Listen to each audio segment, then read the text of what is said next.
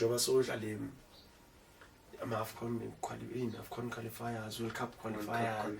So like you going abroad, your countries are ngaphandle. It's unfortunate till suit some game home in South Africa.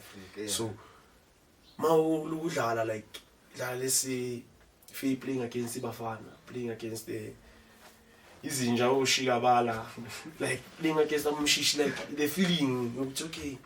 Now lo muntu lona man. Mara ke nami ngumfusi naye umshishi. Like into olifisa kanjani ukuthi oyithatha kanjani okay ngidlala against bona after game it's more like bafethu nikrene sikrene ama player njengawe or we just give that respect or you give somebody flowers the way yanele ngakhona. Well, i-game yakhona was September last year. Ngidlala against bona sidlalele Polokwane.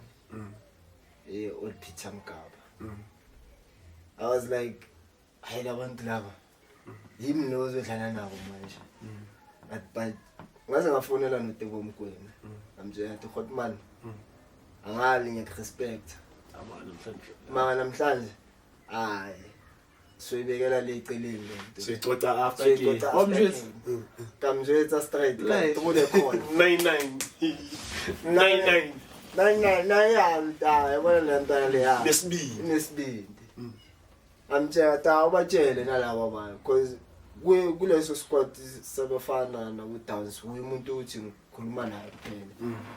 Simjwayelene naye isikhathi esibhaka. Yeah. So ngidlulisa le message. Yes. Uthi siyeza lapho. Dakho blue win or lose. Mara sifuna masiphume egamini. Mina nizwe. Wasijela dala abantu labo wasingena nabo lapha ethandelini. I-respect maybe beceleni. So you get after game. So you get after game. Bona bazo respect mina. No. Le ntwana le yasa respect. Le yayenza kanje nakanje.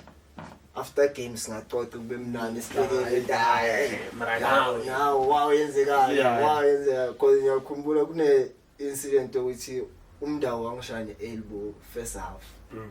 After game besixoxa ngayo dash mfethu sorry man yabona ngenzeka akusiyo ukuthi bengifuna no mistake. Yeah. Well into eyenzakala egroundini don't take it personal.